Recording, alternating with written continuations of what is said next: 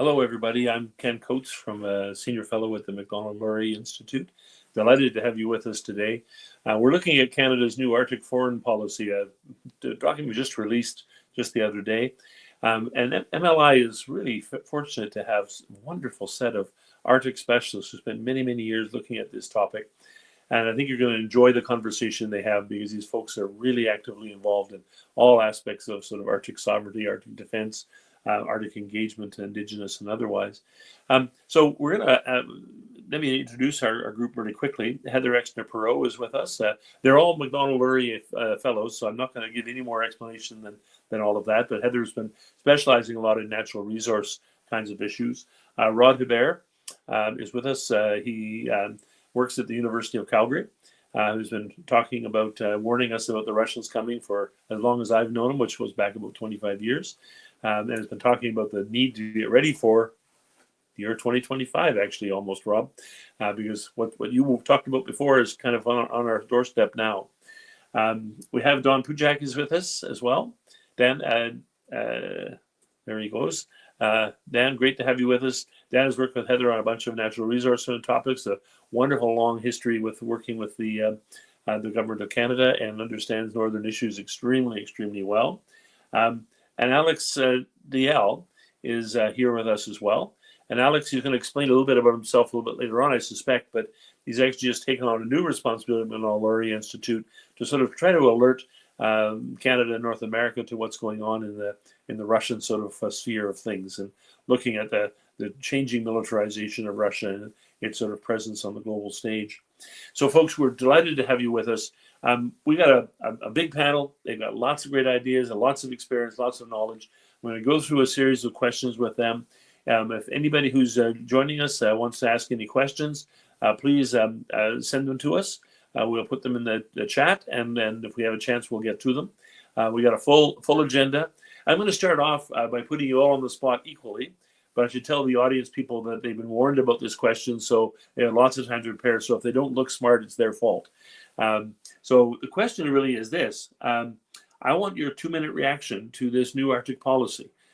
We've had a lot of Arctic policies over the years, a lot of foreign policy statements by the government of Canada, lots of skepticism about whether this is real or whether this is substantial. So I'm going to just go down the list and start with you, Heather. What's your reaction? Yeah, so I thought this was well overdue.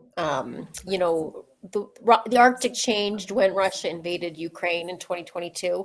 And so we've been in a bit of a gray zone of not understanding how Canada was addressing that, how things had changed for over 2.5 years. So have been waiting for this for a long time. The United States put out their Arctic foreign policy 2 years ago. Even Germany has put out a new Arctic foreign policy. But I am relatively pleased with what's in it. Our Canadian Arctic foreign policy is obviously, it doesn't change that much, from time to time, year to year. They still focus on asserting sovereignty, advancing our interests in the region, having promoting a stable, prosperous region.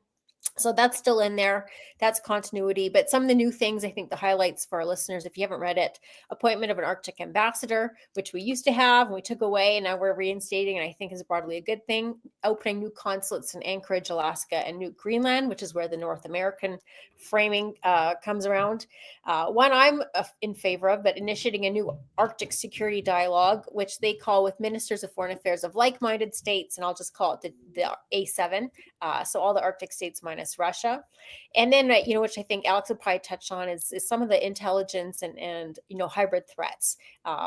And so they are speaking about Russia and China in a clear way, I thought, in a way that, often in Arctic foreign policy, we've been very deferential or very looking cooperative, I would say. And finally, we're seeing a little bit of a harder language, I think, on the threats they're posing. So broadly, I think it's a good step forward. Oh, thanks, Heather. Alex, I'm going to go to you in a second. And Alex was the one who we were talking about this just the other day. And he sent me a copy of India's Arctic policy document, which I think he came out, in 2021. So it's kind of nice for Canada to finally catch up with India. So, Alex, your thoughts on this document?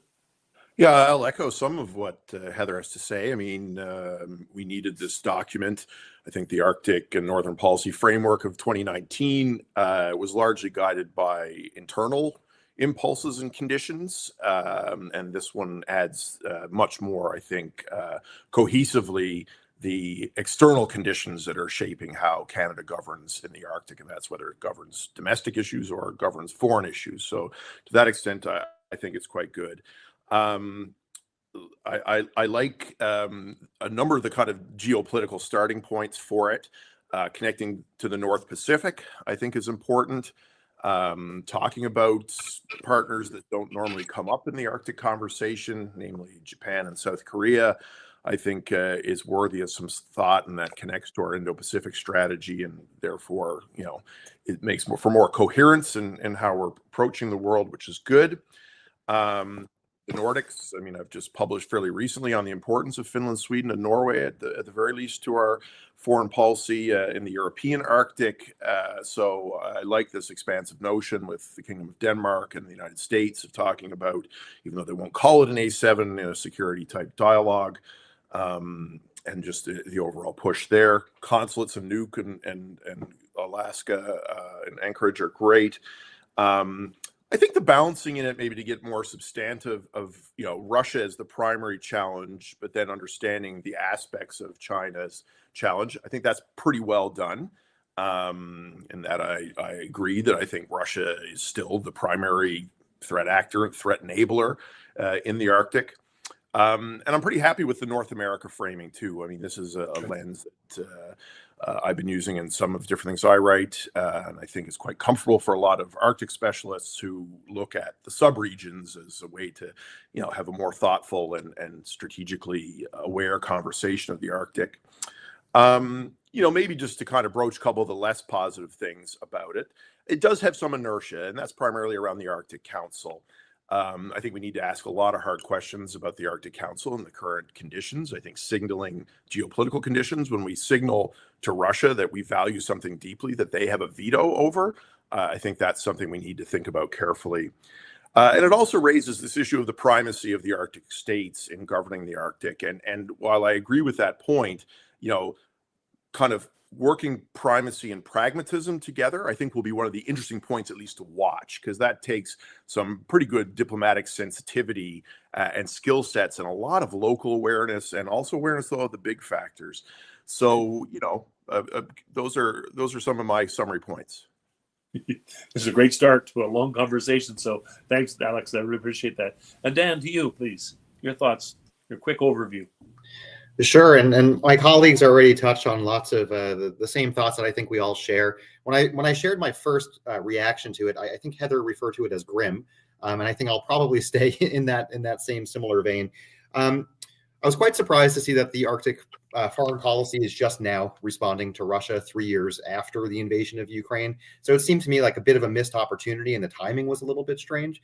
It also seemed strange to me that the policy didn't really fully consider the incoming Trump administration. So there's quite a bit of language in the policy talking about U.S. affairs, in particular, trying to negotiate an end to overlap dispute areas in the Beaufort Sea. These are highly energy-rich areas that President-elect Trump is probably not going to simply hand over to Canada. And the policy, to me, read a little bit unaware about some of our own weaknesses, particularly with the military.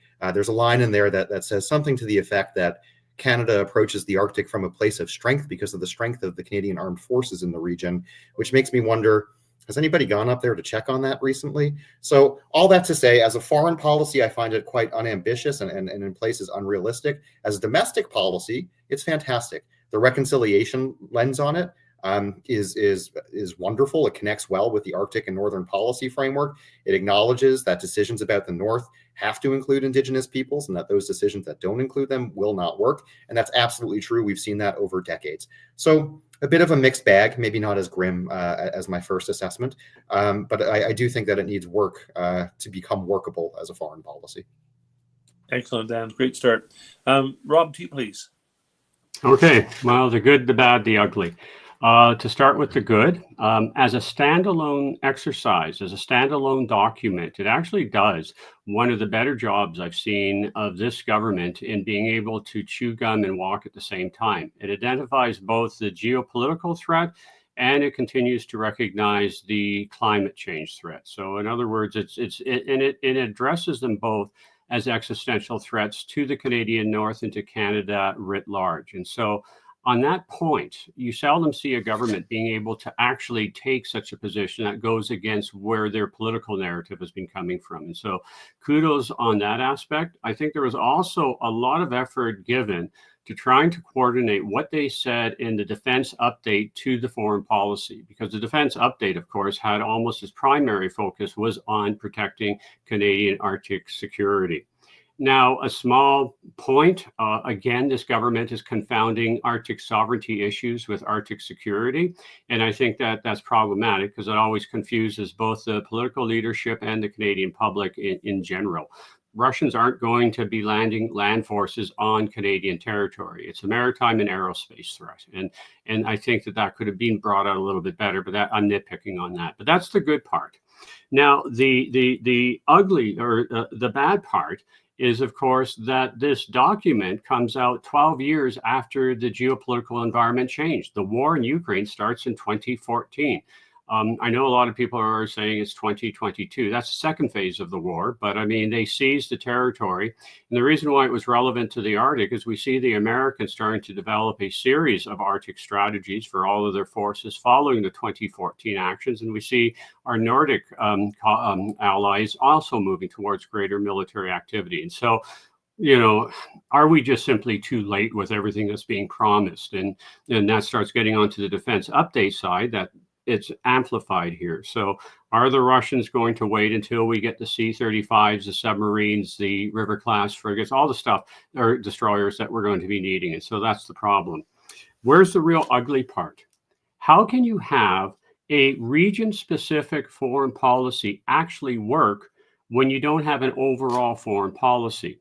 The government, of course, has utterly refused to come forward with anything in terms of an overall formal foreign policy. We have a defense policy and we have a defense policy update, but we have absolutely nothing in terms of what is the overall interest of Canada. Not just those, and as Dan made really well, the Arctic foreign policy does a very good job of addressing many of the needs of Northerners. And once again, depending if you include the provinces, are you talking simply the territories, 140,000, or the northern parts of the provinces, but that being what it is.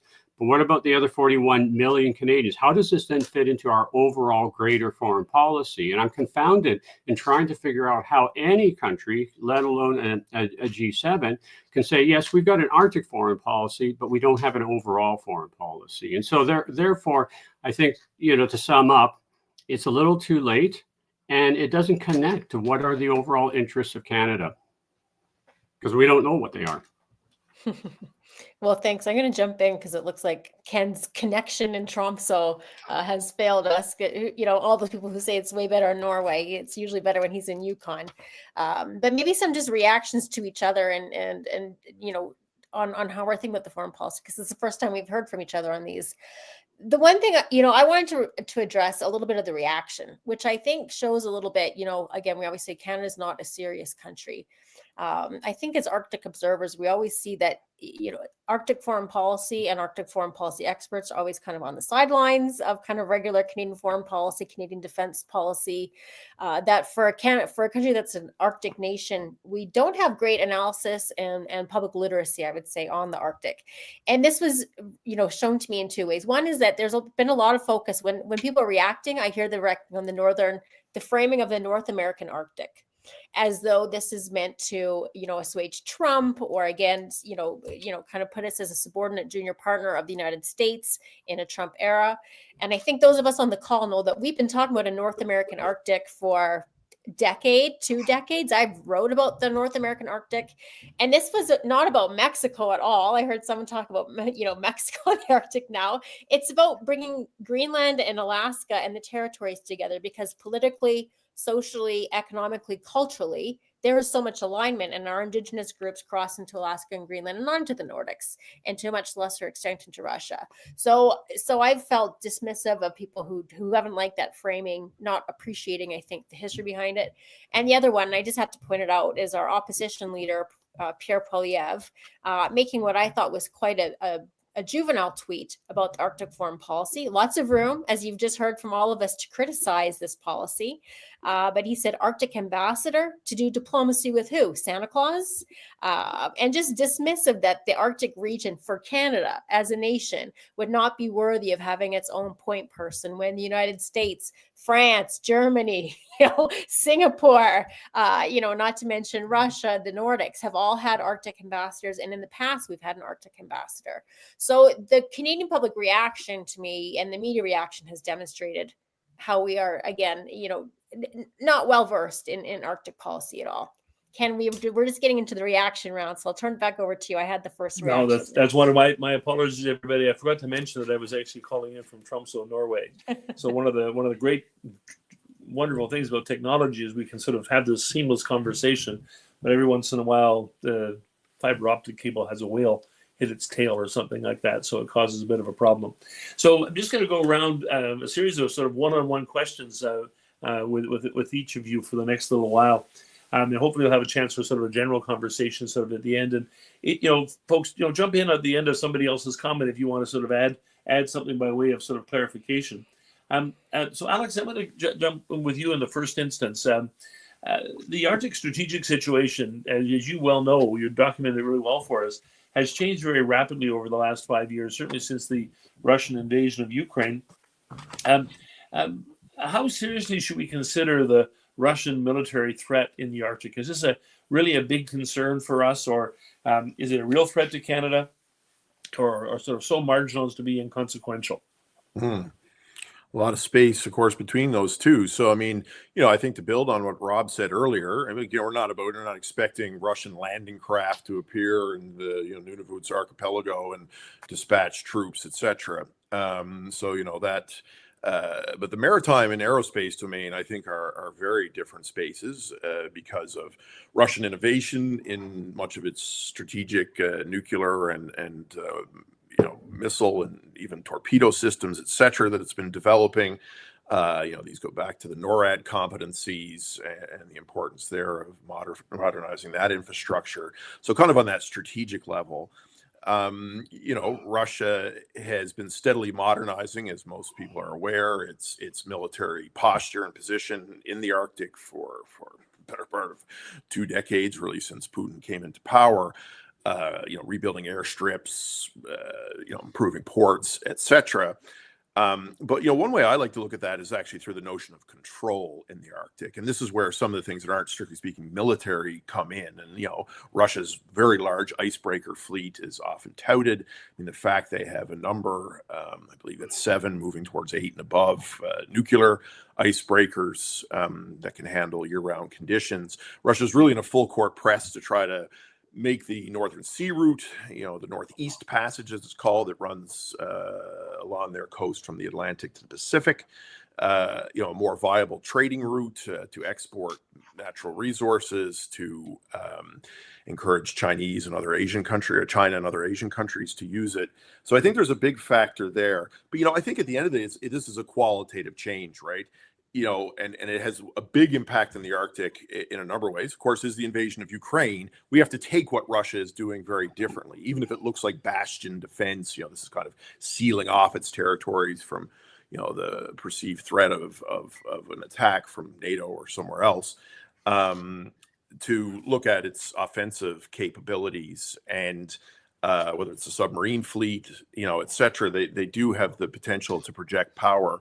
Maybe a final note on this is that, we mentioned our, European allies. With Finland and Sweden coming in, puts the Russians in a much more difficult strategic situation on the Kola Peninsula, this piece that immediately kind of abuts that part of Norway and Finland in particular, where their submarine fleets, much of their nuclear arsenal. So now they have to think much harder about that. And so I think, these factors all feed in to why Canada needs to itself have the capabilities to function in the Arctic against a developing threat from Russia.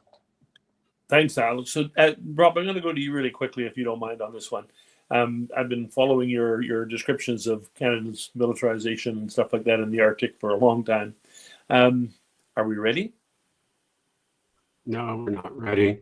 I mean, the big problem, and this follows very much from Alex's point, The challenge that we in Canada refuse to accept or even to consider is that there are very strong indications that the nuclear deterrent system that has been the hallmark of the protection of the Western society in general is either evolving or breaking down. And the reason why it connects to the north is because the Russian nuclear deterrent force is primarily based in the north. That's where, as Alex says, the bastion, that's where they keep their submarines. That's where a lot of their bases are that they would in fact strike into the United States. Now, here's the kicker.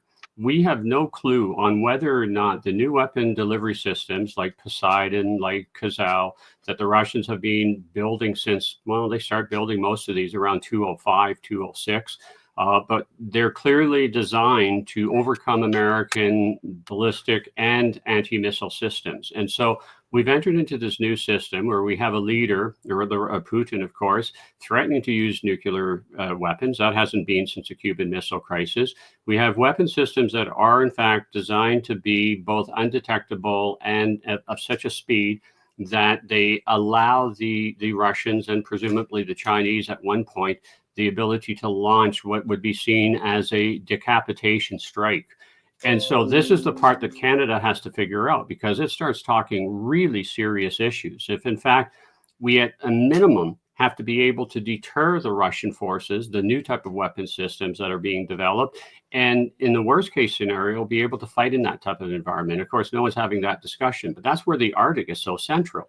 If you truly want to deter and protect the North American homeland, you have to ensure that the nuclear deterrent system is working. And this is something that the former commander of NORAD and Northcom, General Van Herk, actually was speaking about very publicly. He was saying that deterrence, in his view, was breaking down in his ability to detect and deter the Russians from attack. We're not having those conversations in Canada. We're talking in a little bit, we're talking in harder terms, but we still haven't reached that. And to be able to say that we have a 1985 based North Warning System to act as a deterrence against these new weapon systems, I'd say we're way, way behind, let alone being able to then respond if in fact things go really bad quickly. Thanks. That's very nervous making. I mean, I'd point out that I'm in Tromsø right now. I won't even here for 24 hours, so I'm very careful about sort of saying too much. But I did have an interesting conversation with somebody today about economic development. And the end of the conversation, the person I was speaking to said, we're actually in the middle of a bit of a boom caused by the Arctic security issues, and the Norwegian government's spending a lot of money in the north. So is the Finns and so are the Swedes. They're very concerned about sort of front access and things of that nature. We're not there at all, not even close in that kind of a mindset. Now, of course, it's much more proximate. If you're in Kirkenes, you're only a couple hundred yards away from yards away from Russia, so it's much more immediate there. Heather, this is where I get to play the old guy in the room. Fortunately, I'm really good at it now. But I've seen Arctic strategies come and go over the years. And quite frankly, they've never amounted much to a hill of beans. We announced we're going to get all interested, and we get a little bit involved in the Arctic Council, a little bit involved here and there. But generally, our Arctic strategies don't amount to very much. Is this one going to be different? Any sign whatsoever that the current government or the next government has actually really turned a corner in terms of their attitude toward Arctic security and Arctic sovereignty? Yeah, good question. I might disagree with you a little bit, that I think Canadian Arctic foreign policy in the past has been successful. I think we're the first, country that really had a dedicated Arctic foreign policy back in 2000. That was, an era where Canada was providing leadership in the region, not least with the Arctic Council. That's the obvious one in the 1990s. But on the values, the mandate of what the Arctic region was trying to accomplish. And we had another one in 2010 under the Conservatives. And then that one was okay, a bit more navel gazing. 2019, very navel gazing, the Arctic Northern Policy Framework, which I don't think accomplished very much, was very watered down. It's very much a framework, not a strategy. Whether this one will be different or not, I'm not sure. But one thing is for sure, that is the era is quite different. That the three previous Arctic foreign policies were in an era where there was, and I know me and Rob disagree on this, there was some Arctic exceptionalism. The region was a little bit different. Our relationship with Russia in the region was different than it was elsewhere. And in that respect, Arctic foreign policy was extremely successful, that you did avoid hot conflict in that region since, since I think 1945, there hasn't been hot conflict until Ukraine, hit some targets in the Kola Peninsula a couple of months ago. But now this is a very different time, and the Arctic will be a very different region. So in this case, and it was very apropos, the Arctic foreign policy is following the defense policy update, that the foreign policy is complementing the defense policy. The defense policy comes first now. And that's what's different, is we're in an era where we're not preserving or compartmentalizing the Arctic region separate from other global geopolitical things, but it's very much in the mix, as Rob said, because it is the vulnerable flank for an attack on North America. It is a vulnerable flank for an attack on American targets. And so will this one be different? I mean, there's not much money allocated to this one. It is really just about the consulates, some Indigenous participation, some science, the ambassador, it looks to me. But it does signal a different period in that 3 previous ones. Russia was seen more as some that you might want to cooperate with in the region. And I think those pretenses have kind of disappeared in this current one. Thanks, Heather. Dan, do you have any quick thoughts following up on what Heather had to say? I largely agree with what she's saying. My read of this policy is it's reaction. It's not about inspirational leadership, and the times will require that Canada actively respond. Several weeks ago at the Public Policy Forum's fall lecture, they had an ambassador there, one appointed by Trump, one appointed by Clinton. The only thing that they both agreed on is that the United States is going to put pressure on Canada to do something in the Arctic. And I think that's just a reality. Whether it's from this strategy or not, that remains to be seen. But the realities are something has to be done. Yeah, thanks, and that's really succinct. Rob, I'll go to you on you can come back on this one if you want a little bit. But my question to you is sort of follow up what I asked before. People who aren't familiar with Canada's situation will hear stories about saying, "Oh, Canada is well defended in the Arctic." So, are we well defended in the Arctic? If you went to the Yukon, would you actually see a military base? Would you see planes capable of working in the high Arctic? Would you see any sort of naval presence off Herschel Island? I mean, how are we doing in terms of our sort of military status in the far north? We don't have that capability. I mean, once again, stories unrelated to the Arctic have come down to a very chilling number of available pilots for our existing F-18s that do have a capability of operating in the north, but we're down. We take a few losses should a shooting war occur, and all of a sudden we don't have any pilots. Our submarines are not ice capable, so any discussion that they have about being able to approach the sort of outer limits, as long as there's the climate change impact actually makes it possible for them going up at this point. And the refueling capability that we have is very limited, though to the government's credit, we are going to get more fuelers coming in. I need to pick up on a very important point, though, of course, that Heather has raised, which is critical for our understanding. She introduced the concept of the facts of the toxicity that exists now on a bipartisan basis. And she rightly criticized Poilievre's comment about the Santa Claus. But this, of course, harkens to why our Arctic foreign policies don't work. And again, we can think about the press conference, and Jolie could not, on the life of her, give anything good to say about what the preceding regime had done to say that, well, we're focused on paper and they weren't. But I'd also point out that the existing regime, Liberals, have never been able to say anything in their foreign policy, Arctic strategies, about decisions that actually were taken by the Harper government. You won't find any mention of the High Arctic Research Station. You see no mention about the Arctic offshore patrol vessels that are major attributes to what you're saying about Arctic capability. That's one of the things. You will see no mention. Heather talked about the success of preceding policies. When that occurred, we had forward-thinking political leadership that could be bipartisan. You look at what Mulroney and Chrétien were saying about the Arctic Council and Canada's contributions, and they were in pretty strong agreement in supporting each other. You look at the work that, say, someone like a Bill Graham had in terms of raising the attention of it, and it worked. That's how come. I mean, the Arctic Council is a Canadian creation because it's based on the Arctic Environmental Protection Strategy that was based on a conservative Arctic environment strategy. So, I mean, again, forward thinking in terms of agreement, but the conservatives and liberals then did not fight each other, did not totally ignore what they contributed. Now, of course, we've entered into this toxicity where they'll be damned to say anything good about the other. And ultimately, without that cooperation of political will on this critically important issue, it is an existential threat, full stop.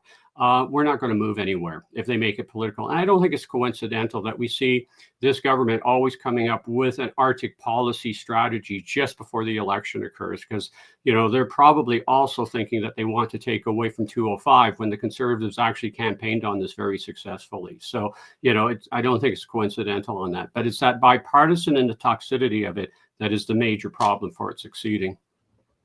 Discouraging thoughts, actually. And Alex, I want to come back to you on just to put a funny question to you in some ways, because you know the Russian situation much better than most of us. But, when the Russians gather together and do their planning, what do they think about Canada's military capacities? That's a very good question. Of course, Canada doesn't make the highlight reels on Russian TV very, very often. And a lot of discussion about Canada is frequently embedded as, U.S. vassal state, kind of under the NATO militarization piece. If you look at their strategic documents, Canada got dropped from their most recent foreign policy. They've downplayed the Arctic Council. But and then they have labels like, the U.S. and its Anglo-Saxon allies, which I would have to think, unfortunately for Quebec included, they're getting stuck into that label. So, I think for the most part, they just don't take the other, countries of NATO even. If you're talking Germany, et cetera, but certainly the Nordics and Canada, I think, find ourselves in a similar boat in that, Russia's current narrative is that these are vassal states doing the bidding of the United States. It's certainly a delusion in the case of the Nordics that, they don't have their own sovereignty and self-interest in mind on these matters. So, I think in general, what I would say is that when we look at Russia and its relations, particularly to non-Arctic countries, China being at the lead of those, again, if you look at their strategic documents, they do leave space, even though they've downgraded, the Arctic Council, for the idea of circumpolar northern countries, because of course there are interests that they have in the Arctic Ocean, in terms of the management of the region, the importance to their economic strategy overall, that in a perfect world would be much better advanced through cooperation with the all Arctic countries. And this is something we need to keep in mind with them. We have stuff that they want. It's not just stuff that they have that we want, which I think unfortunately is a large part of the conversation around the Arctic Council, et cetera. Interesting. I think that's actually a question we don't very often ask ourselves about what the rest of the world thinks of Canada. They're having these conversations, and we might have an interest in, trans-Pacific partnerships, and then you realize that most of the other countries in Asia give very little thought to Canada. This is always very discouraging in some ways. Dan, can I just quickly chase on that point? Because I think much of the world looks to Canada for leadership on the Arctic, right? We don't get thought about in a lot of things, but it is one place where, whether it's Germany, whether it's Japan, whether it's small Pacific island states, this is something that defines us to some degree, to part of what Canada is in the international imagination.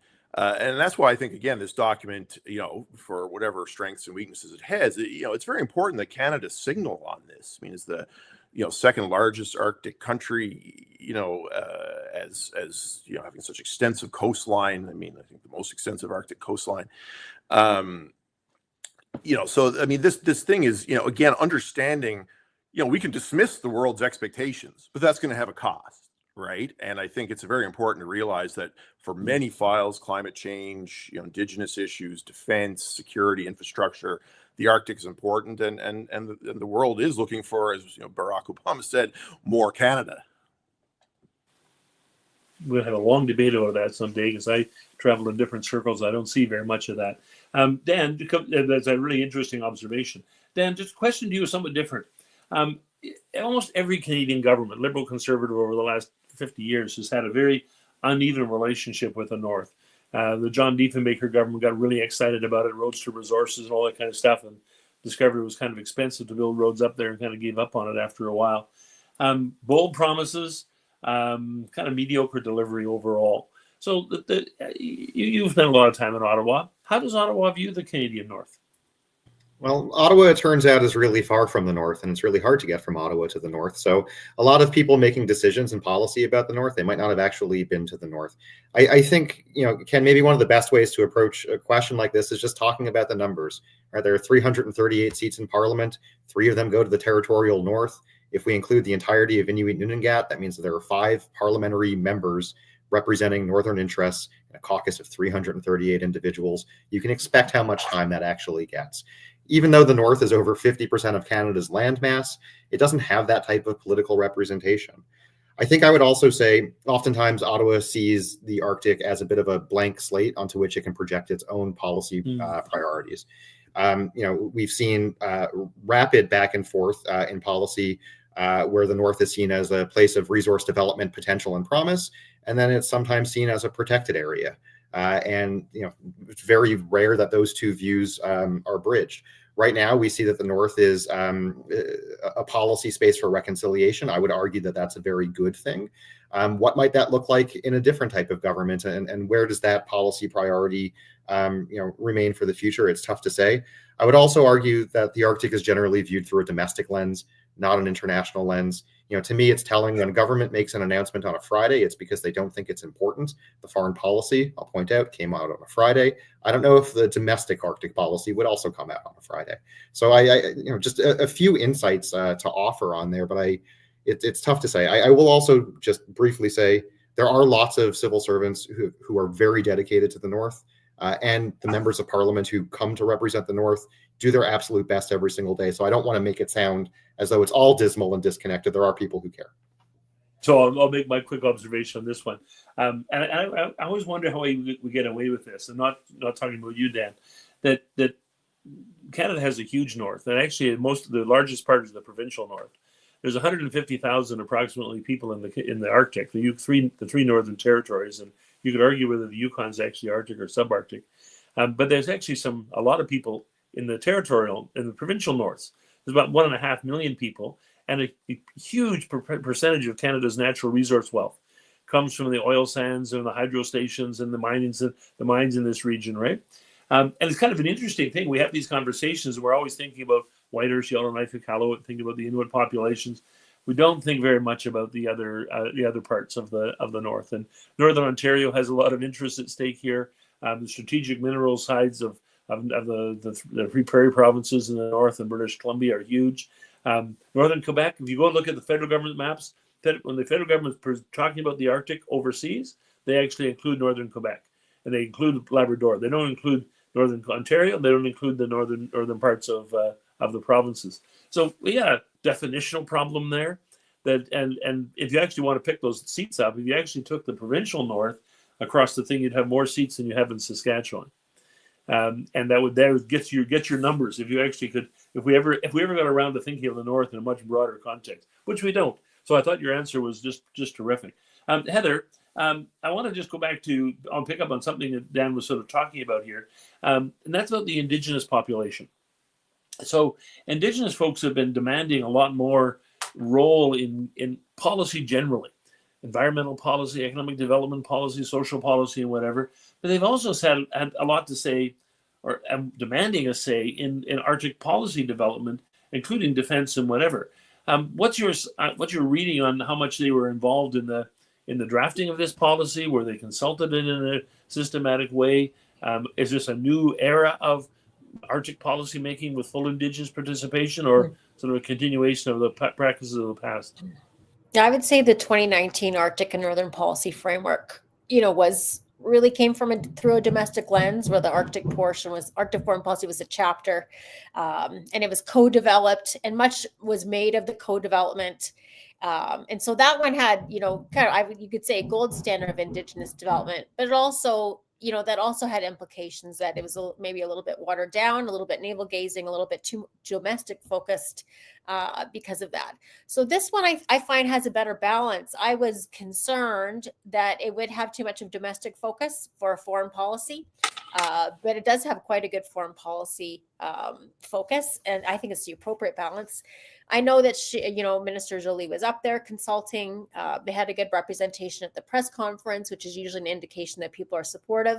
It does have, what would be unique to Canada, unique to Canadian Indigenous peoples, comments on cross-border mobility. And that's why, the consulates in Nuuk and Alaska are important for the Indigenous communities that, cross those borders, which did not exist for most of the time that they've been in North America.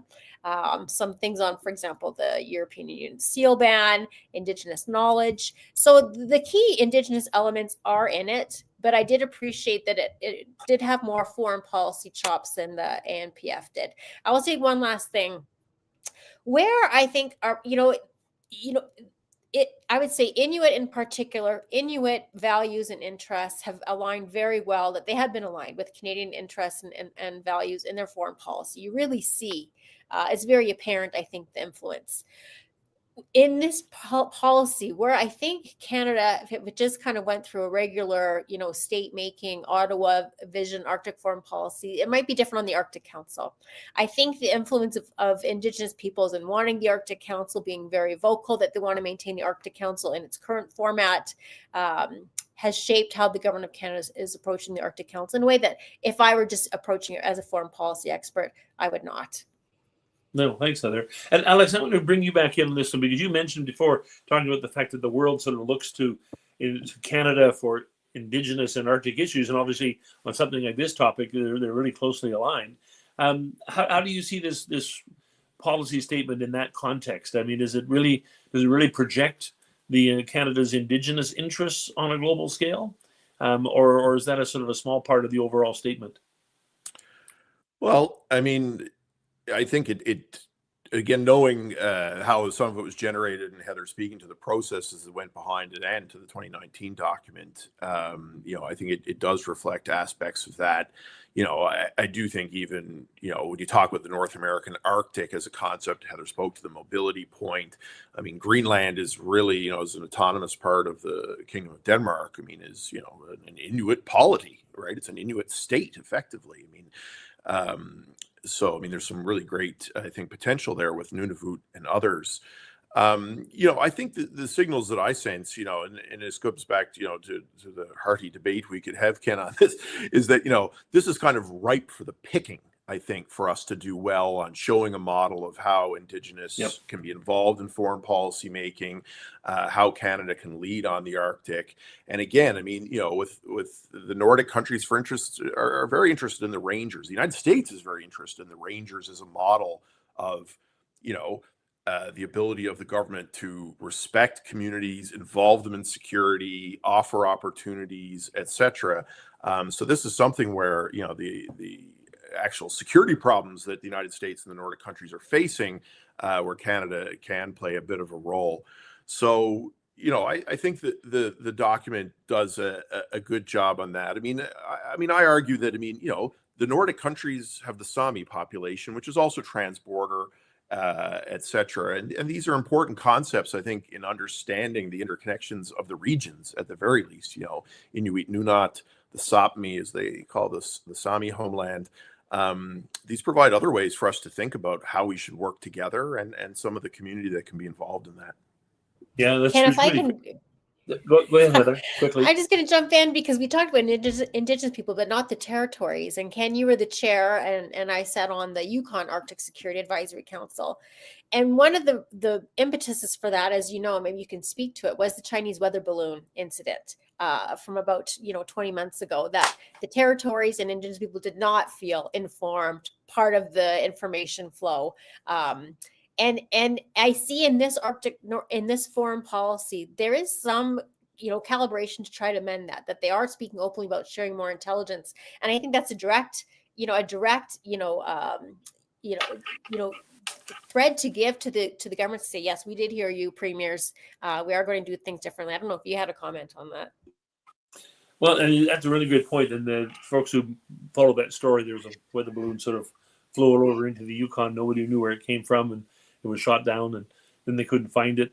And they had a really interesting problem of just even getting in contact with the local First Nations. Ottawa had trouble getting in contact with local First Nations, and it showed some real problems in the way we sort of think through some of these kinds of issues.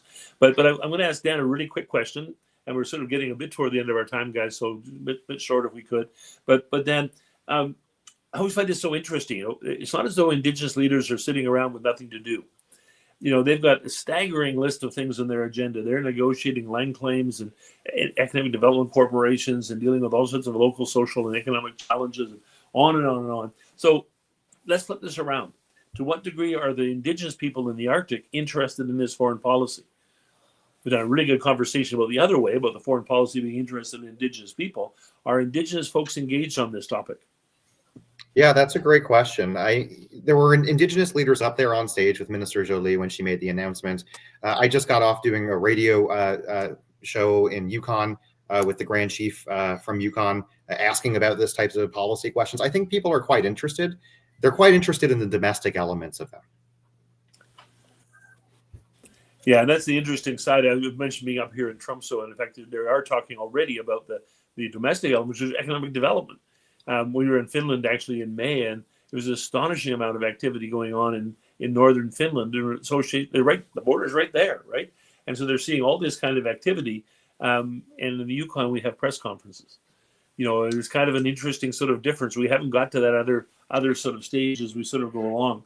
So Alex, I want to go back to really quickly. Just a very quick point, though, and it illustrates the fact that some of the sterile elements of the foreign policy is it refuses to build on existing linkages. You say about the territories wanting to be connected. Part of the problem that we have is that since 2000, we've had a very efficient whole of government approach to Arctic security at the mid-level. This is based on a standing organization called the Arctic Security Working Group that brings together federal, territorial, Indigenous groups are invited. It's worked well on doing disaster relief, but here's an organization that has attempted, in fact, to address everything you're saying about getting the communities involved on understanding security, both traditional security, human security, environmental security. And instead, you know, again, I see, just as I see no mention of the High Arctic Research Station or the AOPS, I see absolutely nothing that says, hey, let's give further capability to this already existing capability to bring in everybody to understand that issue, and how do we build on it? Of course, that's not even on the table. Dan's point to put them to sort of together.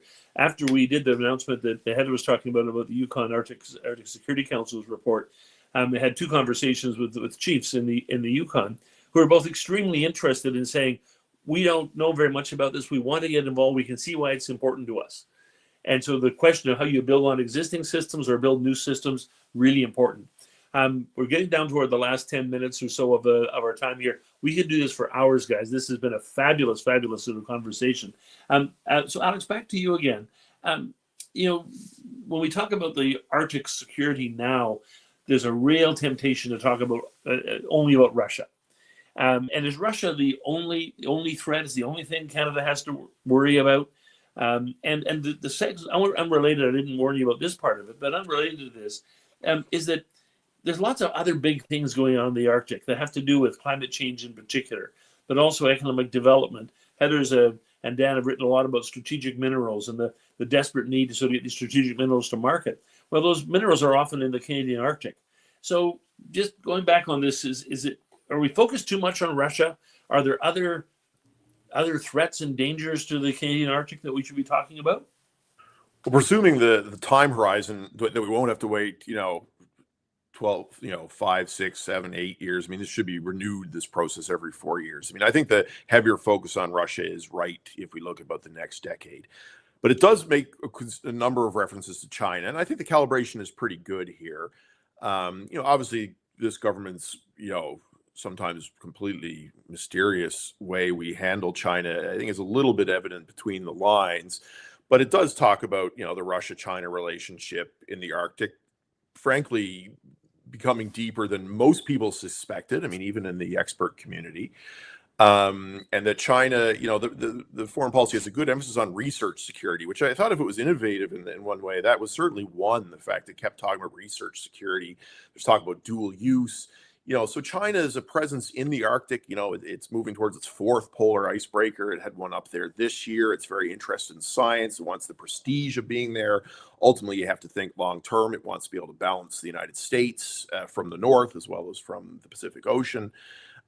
So China is certainly something we need to keep a close eye on, both in its cooperation with Russia and Russia as its primary enabler in the Arctic, but as a country in its own right that has its own goals in the Arctic, and that those, as the report goes, they don't align with Canada's interest in kind of a rules-based order.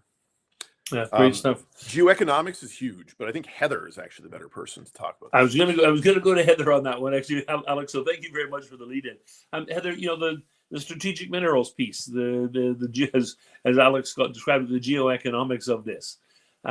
Is that feature enough in the policy document? Or how big of an issue is it? That's a good question. It hardly features at all, which is interesting. And I noticed that in the defense policy update also.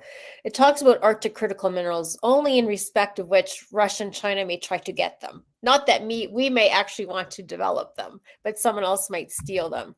And so still a very superficial understanding of critical minerals, not sophisticated analysis for sure. But on the other respect, and Ken, I have discussed this, and it's on our Yukon Arctic Security Report. Arctic critical minerals are very expensive to get at. People think, and the DPU says that shipping, the ice is melting and shipping is becoming so much easier. It may be the top transit Arctic route by 2050. When in fact what we've been seeing is that shipping is getting harder because the old ice has melted, but the new ice comes back every year in the winter. And when it breaks up, it's very dangerous. It's causing blocks and that kind of thing. So the shipping season has gotten shorter. And I can, refer you to my colleague Jackie Dawson's research on that. So nothing tells me that in the near or medium term, there will be significantly more Arctic critical mineral development. But no sophisticated understanding or desire to want to figure out what would it take to get it developed in this Arctic foreign policy. Yeah, interesting. Let's shift over, Dan. I'm going to just drop the big one on you. The Trump presidency has upended an awful lot of Canadian expectations and assumptions about the near future. I think most Canadians were sort of expecting, along with our Prime Minister, hoping that Kamala Harris would actually be successful. We've had 2 weeks to get used to the idea that Trump is Donald Trump will be the incoming president in actually only a couple of months. We know he's talked about the 2% margin. We know he's talked about the Arctic. We know he's actually quite mad at Canada. I think is not enough to say, but he's mad at lots of people, so maybe that doesn't count too much. How do you think the Trump administration is going to affect the Arctic equation in Canada? I think we have a pretty good sense based on the previous Trump administration about where he might go in terms of Arctic policy. We know defense was a big piece of the Trump administration last time around in the Arctic, particularly near the end of his term. He put out a fairly strong defense policy around icebreakers. We know that's also a sore point with Canada on the 2% NATO spend, Ken, as you just mentioned. The second big piece that we know came up last time quite a bit is an emphasis on resource development, which is also a bit of a sore point. As Heather pointed out, there's not a lot in the Arctic foreign policy around attracting capital to develop resources in Canada. On top of that, the Trump administration last time, part of their focus on development was on ANWR, the Alaska Wildlife Refuge, which created quite a bit of tension with Canada. The third piece that came up last time around in the Trump administration was open navigation. I suspect that this will come up again. The Arctic foreign policy talks about Canada's claim to the Northwest Territories as internal waters. Inuit in the past have backed that up. But in the past also, the Trump administration floated ideas of having freedom of navigation sails through the Canadian Arctic. So we're lined up for some tension, I think, on all three of these points. The fourth point, something that the Trump administration had no emphasis on last time around, was climate change, which goes right up against this current Canadian government's areas of emphasis. That's not to say that the Trump administration was hostile to environmental concerns. They weren't. They focused quite a bit on black carbon, and we're quite proud to lower CO2 emission rates. But it does create a tension, I believe, with Canada. Is this Arctic foreign policy flexible enough to deal with the Trump administration? I would argue it probably isn't. Rather naively, I pointed out before, it thinks that Canada can negotiate an end to some of the boundary disputes with the United States. I think that would be incredibly difficult, even with a very friendly American administration, to get done. So we'll see how it balances out if Canada's ready. Although, again, I would argue we probably can predict what Mr. Trump is going to be planning. Yeah, predicting is hard in this context. But you mentioned ANWR. I'm not sure if everybody on the webinar understands the situation there. The Alaska Native Wildlife, Natural Wildlife Refuge, is in the sort of north central Alaska, and it is the breeding grounds of the porcupine caribou herd. And Donald Trump before was determined to actually allow oil exploration in there. Do you think he's going to try that again? I would personally be shocked if he doesn't. So my answer to that, I don't know if anybody else agrees with me, is if he does, you will see the largest ever coordinated Indigenous protest against resource development in the history of North America. I disagree, Ken, because the Inupiat want that, don't they? It's the Gwich'in that are against it, and the Inupiat are for it. But the bigger question is, Trump wants to drill, baby, drill. The bigger question is, can those Arctic barrels compete on the world market now that we have the oil sands and shale, really in place? And that the economic question to me, if you don't want it to happen, it probably won't happen on the economic question, not on the protest question. Well, it's interesting. Gwich'in would take this one to the wall, I think. So you're right about the other side. But sorry, Dan, quickly. And just to briefly add on to what Heather said, we saw that last time when the ANWR reserves opened up, when bids opened up on it. I think only 11 out of, I want to say around 30 licenses were actually bid on. Yeah. And one other thing, just to pile on here on the American side, we are going to be facing two sovereignty threats from the Americans. I mean, I always am uncomfortable with the confrontation of sovereignty and security, but there's going to be a rational sovereignty threat and an irrational sovereignty threat. Building on what Dan said, I do think that this Trump administration will push on the Northwest Passage, which is totally idiotic, because if they actually win it, that means that Russian and Chinese submarines and aircraft have the right of transit, submerged, and overflights. It's lunacy. But once again, that's something that we're going to, we've grown to expect. So expect them challenging the 1988 agreement that has allowed Canada and the US to handle the Northwest Passage. But the more important one, and I'll just be quick on this, the more important sovereignty threat is the moment Trump thinks that North America, Northern's border is unprotected. At that point, that becomes then combined with his fixation on the 2%. And the moment he thinks Canada is not doing enough to be able to protect the North, regardless if we are or not, or if we're making good inroads, expect us to suffer the wrath of God in that regards. Because if he thinks that there is a missile route into North America and we're not doing it, that's going to give us a real sovereignty threat from the Americans, because they will then take action onto themselves, and that will disrupt NORAD, that will disrupt everything.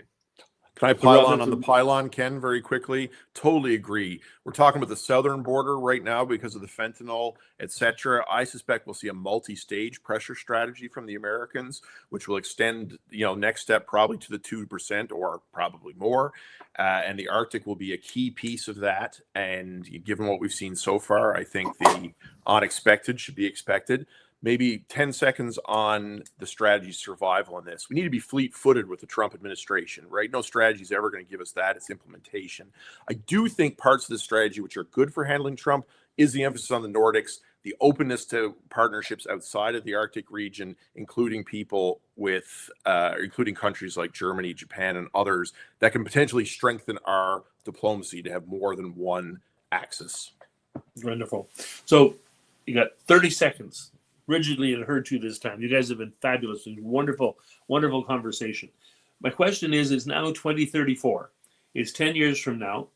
And taking into account not the policy itself, but basically all the things we've talked about here, how have things changed in the Canadian North? You got 10 years, which should cover the Trump administration, but also cover a whole bunch of things. And the Ukrainian war hopefully will be well ended by then. What does it look like in 10 years? Dan, I'm going to go to you first. Sure. Let's assume that the most positive trend happening in the North continues right now, which is Indigenous co-development on infrastructure. I would imagine that we have a North that's better connected with better infrastructure that is in turn more secure as a result. Wonderful. And notice the other three, how we kept to 30 seconds. Rob. I would say the exact opposite. If we go on to negative transitions, we're going to be recovering from a war, either with Russia that has escalated from the Ukrainian war and or a war from the Chinese move into Taiwan. The weapon systems will be tested. We'll know whether or not we have been able to assure deterrence or haven't. And climate change will add to the existential threat we face from that. Oh, big sigh. Heather. Yeah, I will say, Thanks, Rob. the one, I'm not sure about critical minerals or infrastructure development. We're not very good at that, and there's not a great economic case for that. But the one thing I think we will actually have to do, to Rob's point before, is invest more in NORAD and being able to intercept hypersonic missiles, deter hypersonic missiles. That is one thing that will be insisted upon. Okay, excellent. Alex? Hopefully in 10 years, we have a much totally recapitalized icebreaker fleet that's operating, or at least well there. We have a very advanced submarine procurement that can get us there. And we have a NORAD that's been modernized for maritime threats as well as the aerospace, and more explicitly includes the Kingdom of Denmark in the form of Greenland. Wow, you couldn't ask for 4 more divergent views on sort of what's going to happen in the next 10 years. So basically, guys, we have to all agree to come back 10 years from now, listen to this part of our presentation, and sort of do a 10-year retrospective on what actually happened. These are going to be fascinating times. More than anything else, you've all indicated all the uncertainty that's going on, the unknowns, the knowns, the irrational, the rational. These are going to be very, very interesting times. And as Dan said, one thing we've got that Canada does do well is we've actually done much better about getting the Indigenous folks engaged. And not just because we want to sort of get them to agree to what the government of Canada does, because they got lots of great ideas. And they see the whole development of the Arctic from a very, very different perspective, because this is their ancestral homeland and they know it very, very well. Heather Exner-Perot, fantastic to have you on this. Dan Pujak, wonderful. Alex Dale, great to hear your thoughts and observations. Rod Hubert, fantastic conversations as always. This has been a wonderful webinar. On behalf of the Macdonald-Laurier Institute, I thank you all for joining us today on this conversation. I know we're going to come back and do this again in the near future. Thanks, everybody. And thanks, everybody, for being with us.